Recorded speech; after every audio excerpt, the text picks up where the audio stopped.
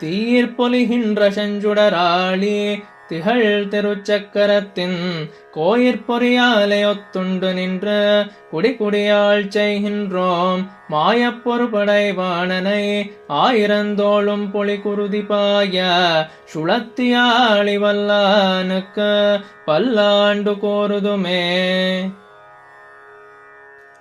ಪ್ರತಿಪದದ ಅರ್ಥ: ತೀಯಿನ್ ಅಗ್ನಿ, ಸೂರ್ಯ ಮುಂತಾದವುಗಳಿಗಿಂತಲೂ, ಪೊಲಿಹಿಂಡ್ರ ಅತಿಶಯವಾಗಿ ಬೆಳಗುತ್ತಿರುವ, ಶೆಂ ಕೆಂಪಾದ, ಶುಡರ್ ತೇಜಸ್ಸಿನಿಂದ, ತಿಘಳ್ ಹೊಳೆಯುತ್ತಿರುವ, ತಿರುಚಕ್ಕರತ್ತಿನ್ ಪವಿತ್ರವಾದ ಚಕ್ರಾಯುಧದ, ಕೋಯಿಲ್ ಸ್ಥಾನವಾದ, ಆಳಿ ದುಂಡಾಗಿರುವ ಅಥವಾ ದುಂಡಗಿರುವ, ಪೊರಿಯಾಲೆ ಲಾಂಛನದಿಂದ, ಒತ್ತುಂಡು ಒತ್ತಿಸಿಕೊಂಡು, ನಿಂಡ್ರು ನಿಂತು, ಕುಡಿಕುಡಿ ವಂಶ ಪಾರಂಪರ್ಯವಾಗಿ ಅಥವಾ ಅನಾದಿ ಕಾಲದಿಂದಲೂ, ಆಳ್ ಶೈಹಿಂಡ್ರೋಮ್ ಕೈಂಕರ್ಯವೆಸಗುತ್ತಾ ಬರುತ್ತಿದ್ದೇವೆ, ಮಾಯಂ ಕೃತ್ರಿಮದ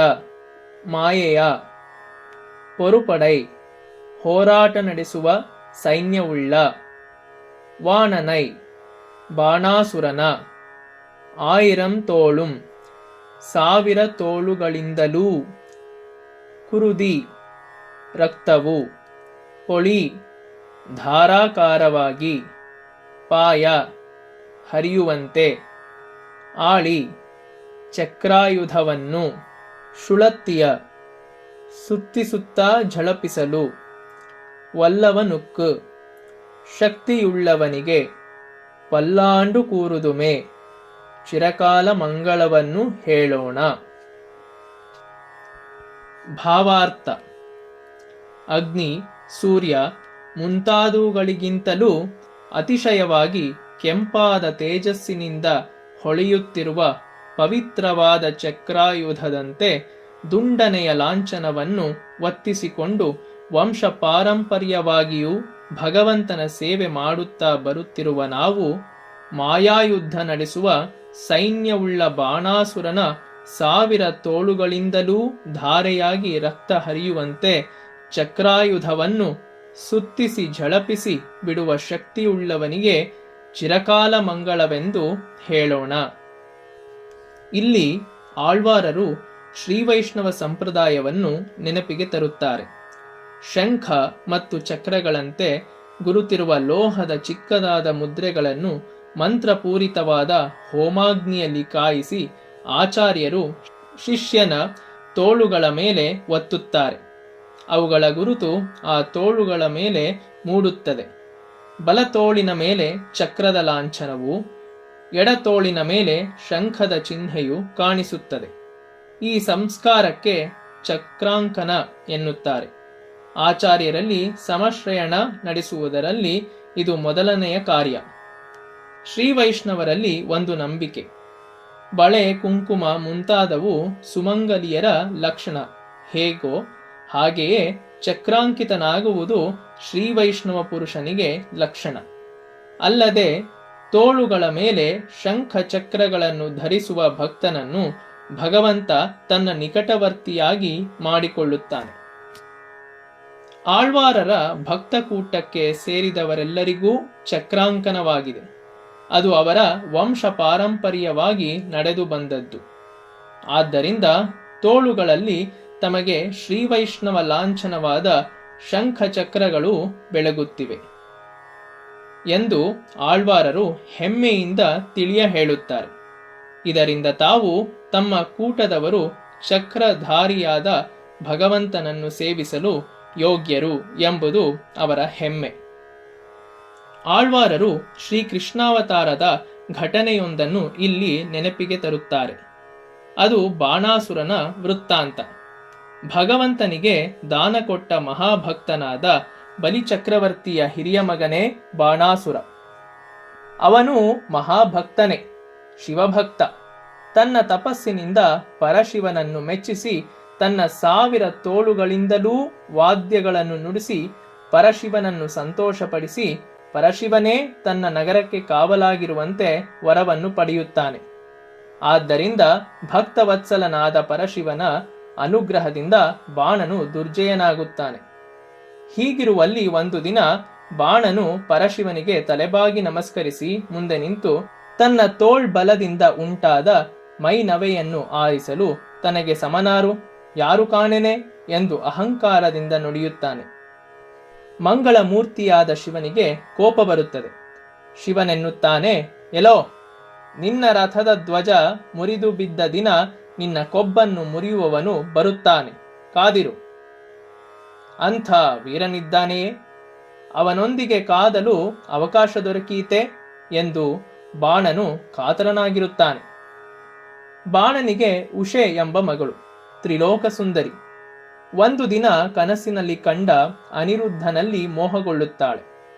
ಅವಳ ಸಖಿ ಚತುರೆಯಿಂದ ಚಿತ್ರಲೇಖೆಯ ಸಹಾಯದಿಂದ ಆ ಮೋಹನಾಂಗ ಯಾರೆಂಬುದು ಕಂಡುಕೊಳ್ಳುತ್ತಾಳೆ ಮತ್ತು ಮಾಯಾಶಕ್ತಿಯಿಂದ ಅವನನ್ನು ತನ್ನ ಅಂತಃಪುರಕ್ಕೆ ಬರಮಾಡಿಕೊಂಡು ಅವನೊಡನೆ ಸಂತೋಷದಿಂದ ಮೈಮರೆತು ಕಾಲ ಕಳೆಯುತ್ತಾಳೆ.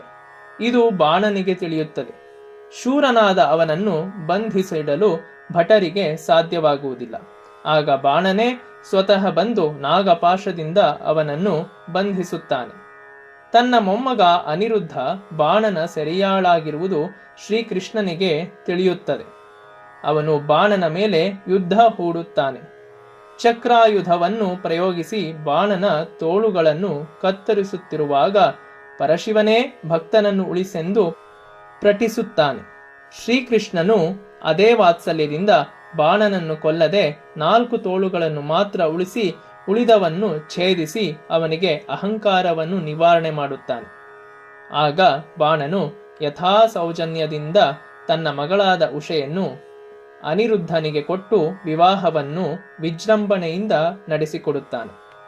ದುರ್ಜಯನಾಗಿದ್ದ ಬಾಣನ ತೋಳುಗಳನ್ನು ಚಕ್ರಾಯುಧದಿಂದ ತರಿದು ಕತ್ತರಿಸಿದನಲ್ಲವೇ ಭಗವಂತ ಎಂದು ಭಗವಂತನ ಅದ್ಭುತ ಸಾಮರ್ಥ್ಯವನ್ನು, ಚಕ್ರಾಯುಧದ ಮಹಿಮೆಯನ್ನು ಆಳ್ವಾರರು ಹಿಗ್ಗಿನಿಂದ ವರ್ಣಿಸುತ್ತಾರೆ. நெய்டை நல்லதோர் ஷோரும் நியதமு மத்தாணிச்சேவகமும் கையடை காயும் கழுத்துக்கு பூணொடு காதுக்கு குண்டலமும் மெய்டை நல்லதோர் சாந்தமும் தந்து என்னை வெள்ளுயிராக்கவல்ல பயுடை நாகப்பகை கொடியானுக்கு ಪಲ್ಲಾಂಡು ಕೋರುವನೇ.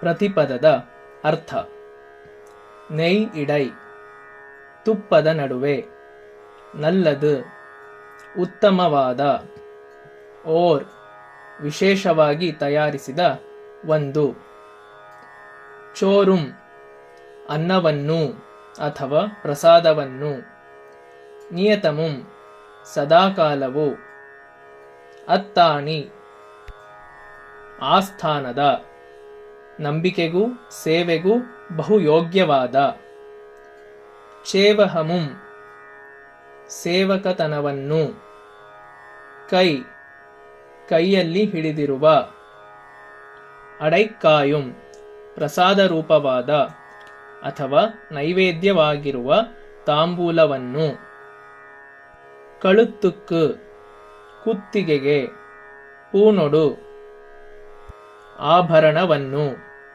ಕಾದುಕ್ಕು, ಕಿವಿಗಳಿಗೆ, ಕುಂಡಲಮುಂ, ಹತ್ತ ಕಡಕಗಳನ್ನು, ಮೇಯ್, ಮೈಯಿಗೆ, ಇಡ, ಸವರಿಕೊಳ್ಳುವುದಕ್ಕೆ, ನಲ್ಲದು, ಒಳ್ಳೆಯ, ಓರ್, ಒಂದು, ಶಾಂದಮುಂ, ಸುಗಂಧವನ್ನು, ತಂದು, ಕೊಟ್ಟು, ಎನ್ನೈ, ನನ್ನನ್ನು, ವೆಳ್, ಪರಿಶುದ್ಧವಾದ, ಉಯಿರ್, ಜೀವವನ್ನಾಗಿ, ಆಕ್ಕವಲ್ಲ, ಆಗಿಸಬಲ್ಲ, ಪೈ, ಹೆಡೆಗಳು, ಉಡೈ, ಉಳ್ಳ, ನಾಗಂ, ನಾಗಸರ್ಪದ, ಪಹೈ, ಹಗೆಯ, ಕೊಡಿಯಾನುಕ್ಕು, ಧ್ವಜ ಉಳ್ಳವನಿಗೆ, ಪಲ್ಲಾಂಡು, ಚಿರಕಾಲ ಮಂಗಳ ಎಂದು ಕೂರುವನೇ, ಹೇಳುವೆನು.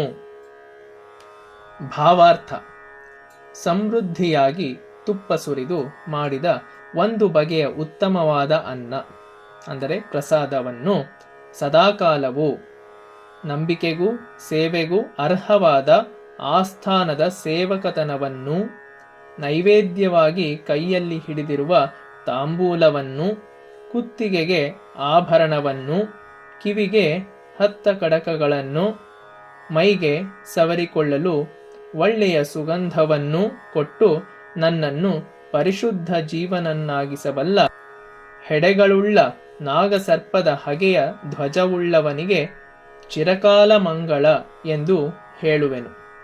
ಸಾಮಾನ್ಯವಾಗಿ ಮನುಷ್ಯನಿಗೆ ಇಹಲೋಕ ಸುಖವನ್ನು ಪಡೆಯುವುದರಲ್ಲಿ ಆಶೆ. ಅದಕ್ಕಾಗಿಯೇ ಅವನು ಸತತ ಶ್ರಮ ಮತ್ತು ಪ್ರಯತ್ನಗಳನ್ನೆಲ್ಲ ಮಾಡುತ್ತಾನೆ.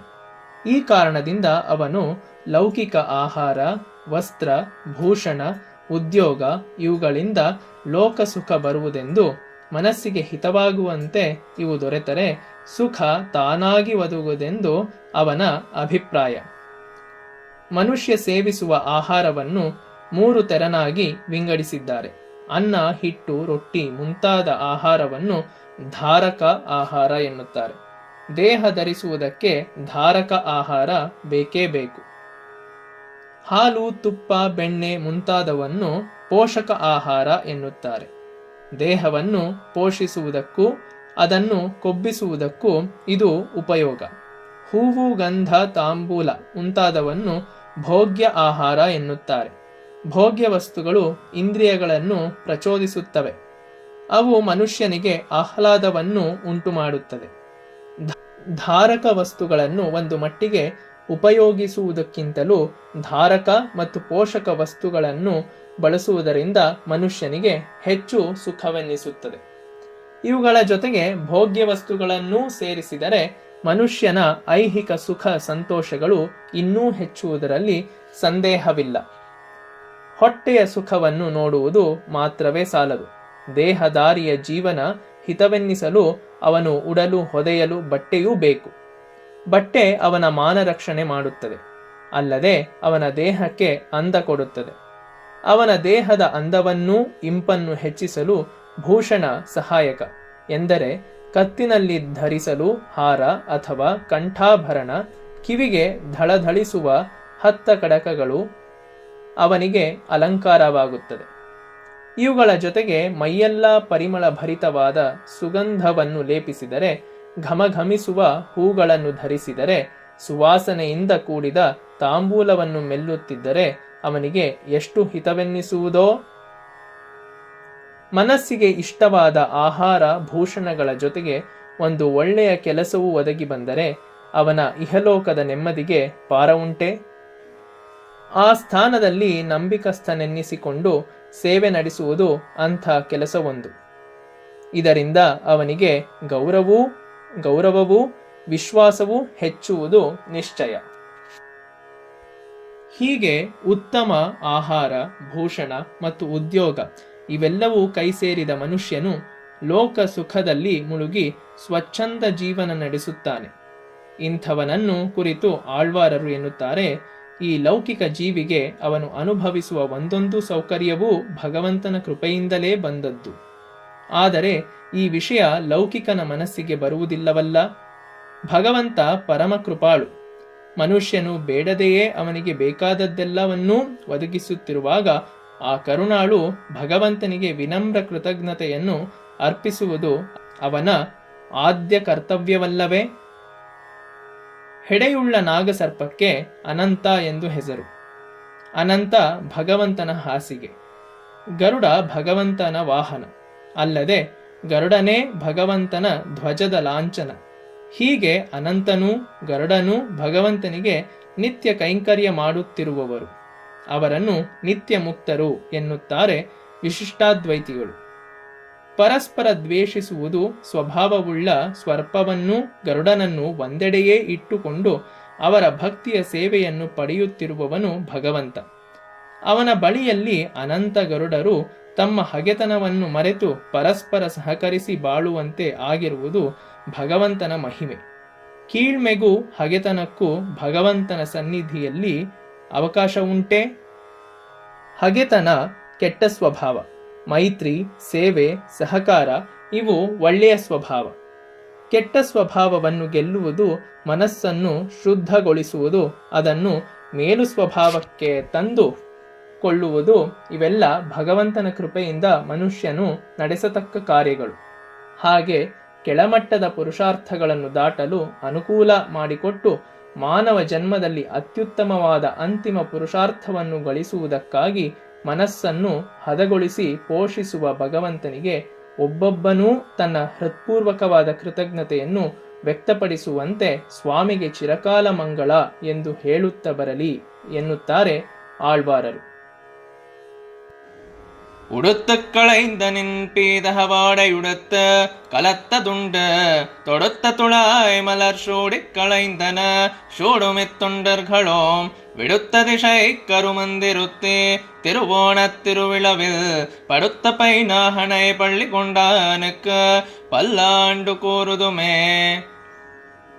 ಪ್ರತಿಪದದ ಅರ್ಥ: ಉಡುತ್ತು ಉಟ್ಟುಕೊಂಡು, ಕಳೆಯಿಂದ ಕಳಚಿಬಿಟ್ಟ, ನಿನ್ನ, ಪೀದಘಂ ಹೊಂಬಣ್ಣದ, ಆಡೈ ವಸ್ತ್ರವನ್ನು, ಉಡುತ್ತು ಉಟ್ಟು ಅಥವಾ ನಾವು ಉಟ್ಟು, ಕಲತ್ತದು ಕಲಸಿಟ್ಟಿರುವುದನ್ನು,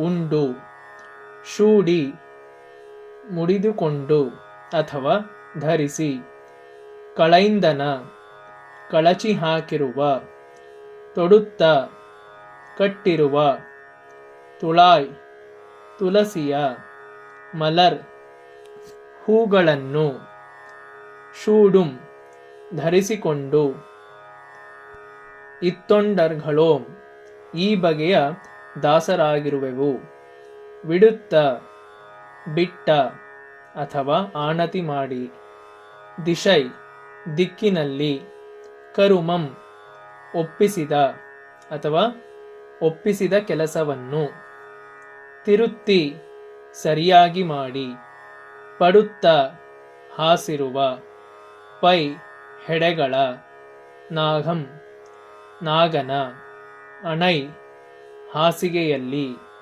ಪಳ್ಳಿಕೊಂಡಾನುக்கு ಪವಡಿಸಿರುವವನಿಗೆ, ತಿರುವೋಣಂ ಶ್ರವಣ ನಕ್ಷತ್ರದ, ತಿರುವಿಳವಿಲ್ ಪವಿತ್ರ ದಿನದಂದು, ಪಲ್ಲಾಂಡು ಚಿರಕಾಲ ಮಂಗಳ, ಕೂರುದುಮೆ ಹೇಳೋಣ. ಭಾವಾರ್ಥ: ನೀನು ಉಟ್ಟು ಕಳಚಿಟ್ಟ ಹೊಂಬಣ್ಣದ ವಸ್ತ್ರವನ್ನು ಉಡುವ, ಕಲಸಿಟ್ಟಿರುವುದನ್ನು ಉಣ್ಣುವ, ಮುಡಿದು ಕಳಚಿದ ತುಳಸಿ ಹೂಮಾಲೆಯನ್ನು ಧರಿಸುವ ದಾಸರು ನಾವು. ನೀನು ಯಾವ ಕಡೆಗೆ ಆಣತಿ ಮಾಡುತ್ತೀಯೋ ಅಲ್ಲಿ ಕೆಲಸ. ನಮಗೆ ಒಪ್ಪಿಸಿದ ಕೆಲಸವನ್ನು ಚೆನ್ನಾಗಿ ಮಾಡಿ, ಹೆಡೆಗಳುಳ್ಳ ನಾಗನು ಹಾಸಿರುವ ಹಾಸಿಗೆಯ ಮೇಲೆ ಪವಡಿಸಿರುವ ನಿನಗೆ ಶ್ರವಣ ನಕ್ಷತ್ರದ ಪವಿತ್ರ ದಿನದಂದು ಚಿರಕಾಲ ಮಂಗಳವೆಂದು ಹೇಳೋಣ. ಹಿಂದಿನ ಪಾಶುರದಲ್ಲಿ ಇಹಲೋಕ ಸುಖಕ್ಕಾಗಿ ಬದುಕುವವನು ಎಂಥ ಆಹಾರ, ವಸ್ತ್ರ, ಭೂಷಣಗಳಲ್ಲಿ ಆಸಕ್ತನಾಗಿದ್ದಾನೆ ಎಂಬುದನ್ನು ಹೇಳಿದೆ. ಈ ಪಾಶುರದಲ್ಲಿ ಪಾರಮಾರ್ಥಿಕ ಬಾಳ್ವೆಯವನ ಜೀವನ ಎಂಥದ್ದು ಎಂಬುದನ್ನು ಹೇಳಲಾಗುತ್ತದೆ. ಭಗವಂತನ ಅನನ್ಯ ಭಕ್ತರಾದವರ ಬಾಳ್ಕೆ ಯಾವ ತರದ್ದು ಎಂಬುದನ್ನು ಇಲ್ಲಿ ಆಳ್ವಾರರು ತಿಳಿಯ ಹೇಳುತ್ತಾರೆ.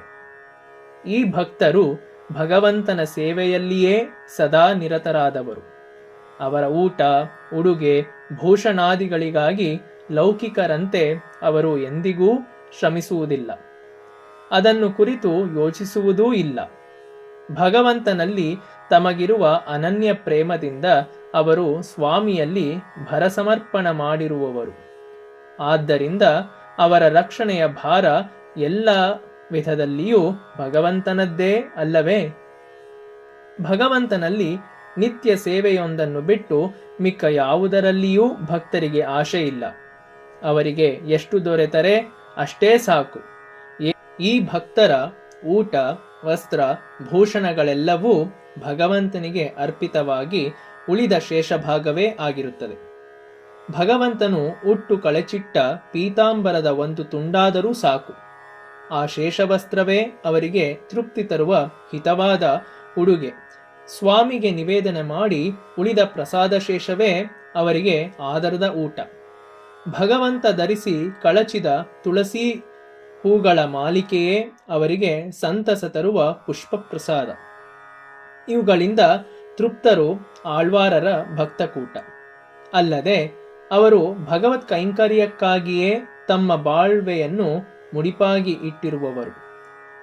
ಭಗವಂತನ ಆಜ್ಞೆ ಯಾವ ಸಮಯಕ್ಕೆ ಬರುವುದೋ, ಎಲ್ಲಿ ಯಾವ ದಿಕ್ಕಿನಲ್ಲಿ ಎಂಥ ಕೆಲಸ ಮಾಡೆಂದು ಆಣತಿ ಬರುತ್ತದೆಯೋ, ಅದು ಏನೇ ಆಗಿರಲಿ ಆ ಕೆಲಸದಲ್ಲಿ ಸ್ವಲ್ಪವೂ ಹುಳುಕು ಬರದಂತೆ ಸರಿಯಾಗಿ ಶ್ರದ್ಧೆಯಿಂದ ಮಾಡಿ ಮುಗಿಸುವುದಕ್ಕೆ ಕಾತರ ಅವರಿಗೆ.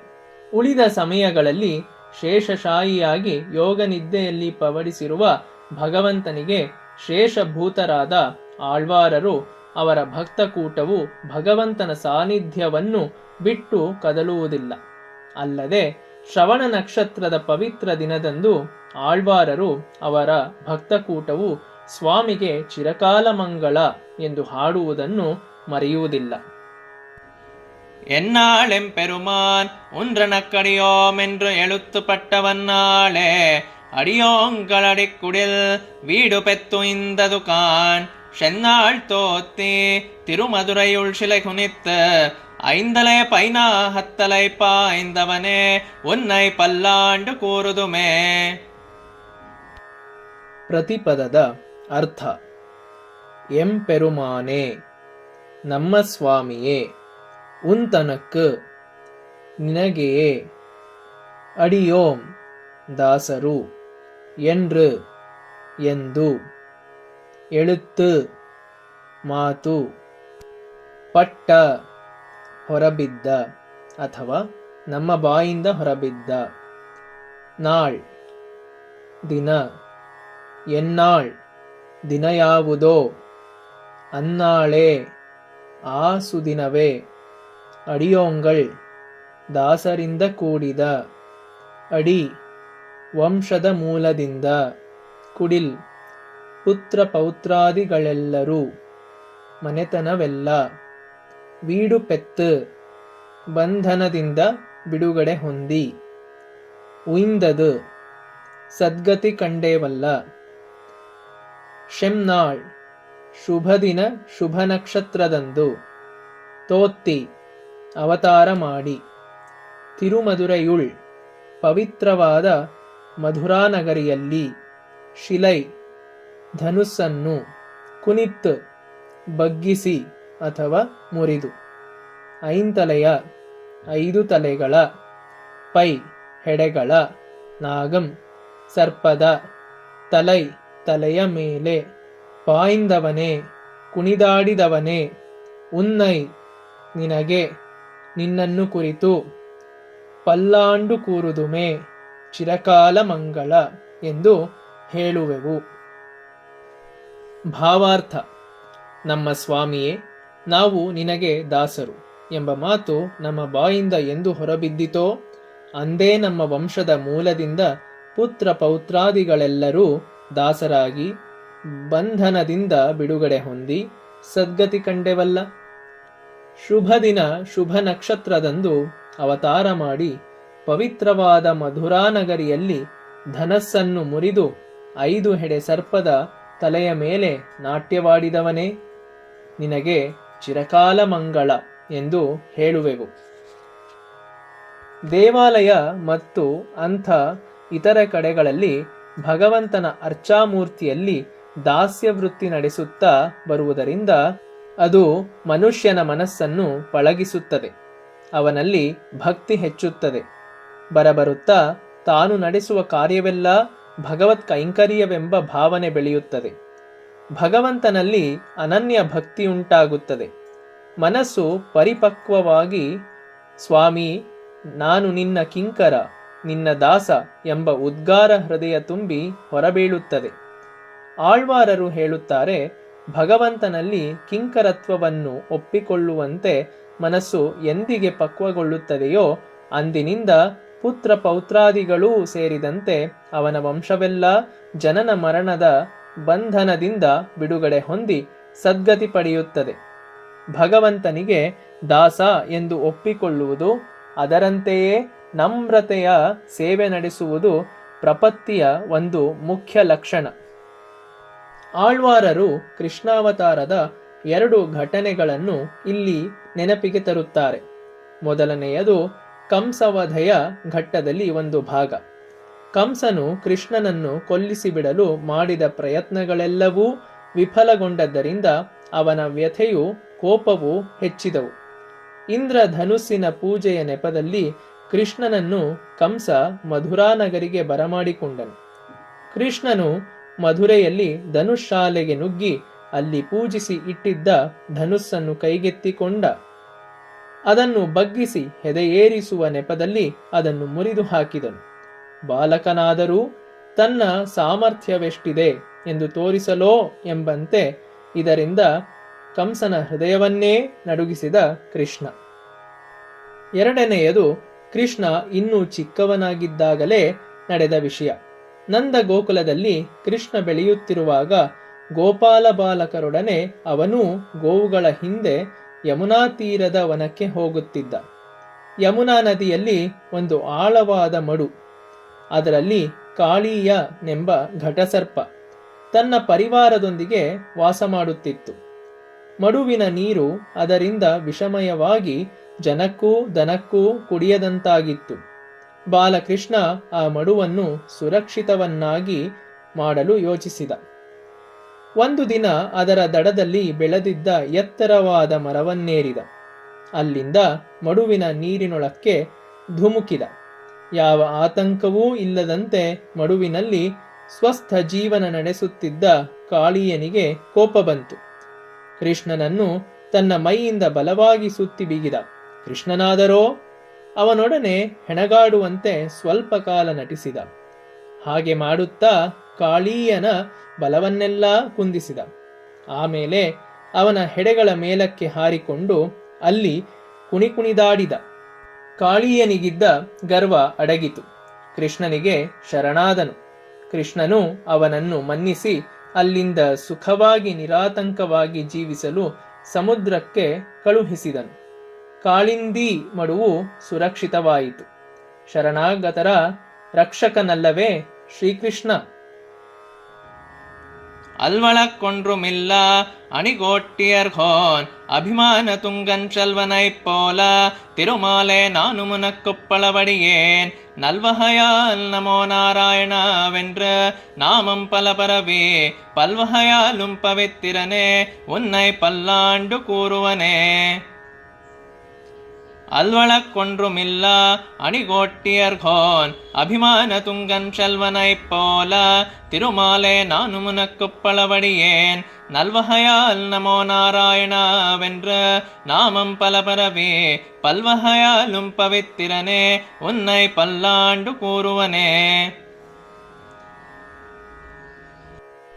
ಪ್ರತಿಪದದ ಅರ್ಥ: ತಿರುಮಾಲೆ, ಲಕ್ಷ್ಮೀನಾಥನೇ, ಅಲ್ ಸಲ್ಲದ, ಒಳಕ್ಕು ಅಭ್ಯಾಸ, ಒನ್ರುಂ ಯಾವುದು ಅಥವಾ ಒಂದು, ಇಲ್ಲ ಇಲ್ಲದ, ಅಣಿ ಅಂದವಾದ, ಕೋಟ್ಟಿಯರ್ ತಿರುಕೋಟ್ಟಿಯೂರಿನ, ಕೋನ್ ಹಿರಿಯವನಾದ ಅಥವಾ ಯಜಮಾನನೆನಿಸಿದ, ಅಭಿಮಾನಂ ಭಗವದ್ದಾಸ್ಯ ಮಾಡುವವರೆಂದು ಅಭಿಮಾನಿಗಳಲ್ಲಿ, ತುಂಗನ್ ಶ್ರೇಷ್ಠನೆನ್ನಿಸಿದ, ಶಲ್ವನೈಪ್ಪೋಲ ಶಲ್ವನಂಬಿಯ ಹಾಗೆ, ನಾನುಂ ನಾನೂ ಸಹ, ಉನಕ್ಕು ನಿನಗೆ, ಪಳ ಹಳೆಯ, ಅಡಿಯೇನ್ ದಾಸನೇ ಅಂದರೆ ದಾಸನೇ ಅಲ್ಲವೇ, ಪಲ್ವಹಯಾಲುಂ ಹಲವಾರು ರೀತಿಯಿಂದಲೂ ಅಥವಾ ಎಲ್ಲ ವಿಧದಿಂದಲೂ, ಪವಿತ್ತಿರನೇ ಪವಿತ್ರನಾದವನೇ, ನಲ್ ಅತಿಶಯವಾದ ಅಥವಾ ತೀವ್ರವಾದ ಭಕ್ತಿಯ, ವಹಯಾಲ್ ಬಗೆಯಿಂದ ನಮೋ ನಾರಾಯಣ என்று ನಮೋ ನಾರಾಯಣ ಎಂದು ನಾಮಂ ನಾಮವನ್ನು ಫಲ ಹಲವಾರು ಸಲ ಪರವಿ ಹಾಡಿ ನುತಿಸಿ ಉನ್ನೈ ನಿನಗೆ ಪಲ್ಲಾಂಡು ಕೂರುವನೆ ಚಿರಕಾಲ ಮಂಗಳ ಎಂದು ಹೇಳುತ್ತೇನೆ.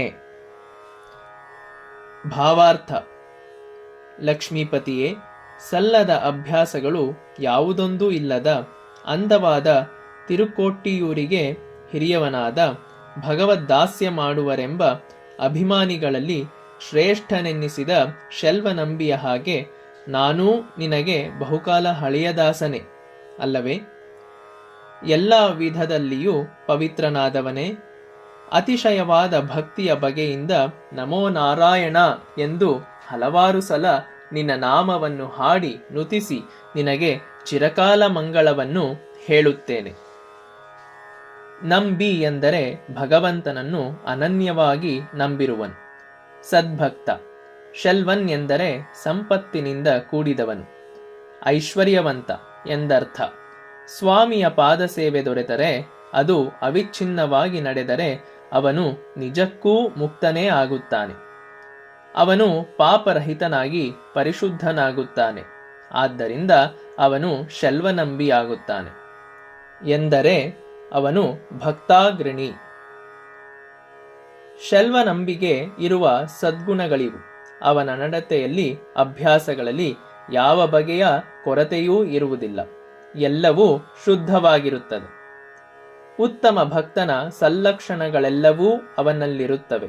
ಅಲ್ಲದೆ ತಾನು ಭಗವದ್ದಾಸನೆಂದು ಹಿರಿಯ ಅಭಿಮಾನ ಅವನಿಗೆ. ತಿರುಕೋಟ್ಟಿಯೂರಿನಲ್ಲಿ ಭಗವತ್ ಕೈಂಕರ್ಯಪರರಾದವರದು ಒಂದು ಭಕ್ತಗೋಷ್ಠಿ. ಆ ಕೂಟದವರಿಗೆಲ್ಲ ಭಗವದ್ದಾಸ್ಯ ಮಾಡುವವರು ತಾವೆಂಬ ಹೆಮ್ಮೆ. ಅವರಿಗೆಲ್ಲ ಶೆಲ್ವನಂಬಿ ಯಜಮಾನ. ಅವನ ನಡತೆ ಎಲ್ಲರಿಗೂ ಮಾದರಿ. ಆಳ್ವಾರರು ಈ ಪಾಶುರದಲ್ಲಿ ಹೇಳುತ್ತಾರೆ: ಸ್ವಾಮಿ, ನಿನ್ನ ಪ್ರಿಯಭಕ್ತನಾದ ಶೆಲ್ವನಂಬಿಯಂತೆ ನಾನೂ ನಿನಗೆ ಬಹುಕಾಲದ ಹಳೆಯ ದಾಸನೇ ಅಲ್ಲವೇ? ಭಕ್ತಿಯ ಭರದಿಂದ ನಿನ್ನನ್ನು ನಮೋ ನಾರಾಯಣ ಎಂದು ಬಿಡದಂತೆ ಹಾಡಿ ನುತಿಸುತ್ತೇನೆ. ನಿನಗೆ ಮಂಗಳ ಹಾಡುತ್ತೇನೆ. ಆ ಶೆಲ್ವನಂಬಿಯನ್ನು ನೀನು ಕೈ ಹಿಡಿದಂತೆಯೇ ನನ್ನನ್ನೂ ಉದ್ಧರಿಸು ಪರಮ ಪವಿತ್ರನೇ. ಬಹುಕಾಲ ಭಗವಂತನ ಸೇವೆ ಮಾಡುತ್ತಾ ಬರುವುದರಿಂದ ಭಗವಂತನಲ್ಲಿ ಭಕ್ತಿ ಬೆಳೆಯುತ್ತದೆ. ಭಗವತ್ ಕೈಂಕರ್ಯ ಮಾಡುವುದರಲ್ಲಿ ಅಭ್ಯಾಸ ಬೆಳೆದು ಅದರಲ್ಲಿ ಆದರ ಆಸಕ್ತಿಗಳು ಹೆಚ್ಚುತ್ತವೆ. ಸ್ವಭಾವ ಶುದ್ಧವಾಗುತ್ತದೆ. ಮೈ, ಮಾತು, ಮನಸ್ಸು ಎಲ್ಲವೂ ಭಗವಂತನ ಸೇವೆಯಲ್ಲಿ ನಿರತವಾಗುತ್ತದೆ. ನಮೋ ನಾರಾಯಣ ಎಂಬ ತಿರುಮಂತ್ರದ ಹಿರಿಮೆಯನ್ನು ಆಳ್ವಾರರು ಇಲ್ಲಿ ಮತ್ತೆ ಎತ್ತಿ ತೋರಿಸಿದ್ದಾರೆ. ಬಹಳ ವರ್ಷಗಳು ಉರುಳಿದ ಬಳಿಕ ಈ ಶೆಲ್ವನಂಬಿ ತಿರುಕೋಟ್ಟಿಯೂರ್ ನಂಬಿಯಾಗಿ ಬಂದರೋ, ಶ್ರೀರಾಮಾನುಜರ ಗುರುಗಳಾದರೋ, ಅಷ್ಟಾಕ್ಷರಿ ಮಂತ್ರವನ್ನು ಅವರಿಗೆ ಉಪದೇಶ ಮಾಡಿದರೋ ಹೇಗೋ, ಅಂತೂ ಆಳ್ವಾರರು ತಮ್ಮ ಈ ಪಾಶುರದಲ್ಲಿ ಬಹುಕಾಲದ ನಂತರ ನಡೆಯಬಹುದಾದ ಈ ಪ್ರಸಂಗದ ಬಗೆಗೂ ತಿರುಮಂತ್ರೋಪದೇಶದ ಬಗೆಗೂ ಏನಾದರೂ ಭವಿಷ್ಯ ನುಡಿದಿರಬಹುದೇ? பல்லாண்டென்று பவித்திரனை பரமேட்டியை ஷார்ங்கமென்னும் வில்லாண்டான் தன்னை வில்லிபுத்தூர் விஷ்ணு சித்தன் விரும்பிய சொல் நல்லாண்டென்று நவின்றுரைப்பார் நமோ நாராயணாயவென்ற பல்லாண்டும் பரமாத்மனை சூழ்ந்திருந்தேத்துவர் பல்லாண்டே. பல்லாண்டென்று பவித்திரனை பரமேட்டியை ஷார்ங்கமென்னும் வில்லாண்டான் தன்னை வில்லிபுத்தூர் விஷ்ணு சித்தன் விரும்பிய சொல் நல்லாண்டென்று நவின்றுரைப்பார் நமோ நாராயணாயவென்ற பல்லாண்டும் பரமாத்மனை சூழ்ந்திருந்தேத்துவர் பல்லாண்டே. ಪ್ರತಿಪದದ ಅರ್ಥ: ವಿಲ್ಲಿಪುತ್ತೂರ್, ಶ್ರೀವಿಲ್ಲಿಪುತ್ತೂರ್ ಎಂಬಲ್ಲಿ ಹುಟ್ಟಿದ. ವಿಷ್ಣುಚಿತ್ತನ್, ವಿಷ್ಣುಚಿತ್ತ ಎಂಬ ಹೆಸರಿನವರು. ಪವಿತ್ತಿರನೈ, ಸಹಜವಾಗಿ ಪವಿತ್ರನಾಗಿರುವ. ಪರಮೇಟ್ಟಿಯೈ, ಪರಮಪದದಲ್ಲಿ ಇರುವವನಾದ.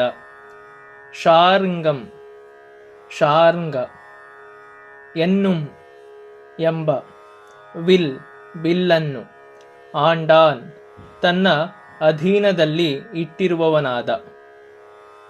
ತನ್ನೈ ಭಗವಂತನನ್ನು ಕುರಿತು, ಪಲ್ಲಾಂಡು ಚಿರಕಾಲ ಮಂಗಳ, ಎನ್ರು ಎಂದು ವಿರುಂಬಿಯ ಆದರದಿಂದ ಹಾಡಿದ, ಶೊಲ್ ಮಾತುಗಳನ್ನು, ನಲ್ ಒಳ್ಳೆಯ, ಆಂಡು ಕಾಲ ಒದಗಿದೆ, ಎನ್ರು ಎಂದು, ನವಿನ್ರು ಸದಾಕಾಲವು, ಉರೈಪ್ಪಾರ್ ಹೇಳುವವರು ಅಥವಾ ಕೊಂಡಾಡುವವರು, ಪರಮಾತ್ಮನೈ ಪರಮಾತ್ಮನ, ಶೂಳ್ದು ಸುತ್ತಮುತ್ತ ಅಥವಾ ಸುತ್ತಿಕೊಂಡು, ಇರುಂದು ಇರುತ್ತಾ, ನಮೋ ನಾರಾಯಣಾಯ ನಮೋ ನಾರಾಯಣಾಯ, ಎನ್ರು ಎಂದು, ಪಲ್ ಆಂಡೆ ಲೆಕ್ಕವಿಲ್ಲದಷ್ಟು ವರ್ಷಗಳು, ಏತ್ತುವಾರ್ ಉಚ್ಚಕಂಠದಿಂದ ಘೋಷಿಸುವರು.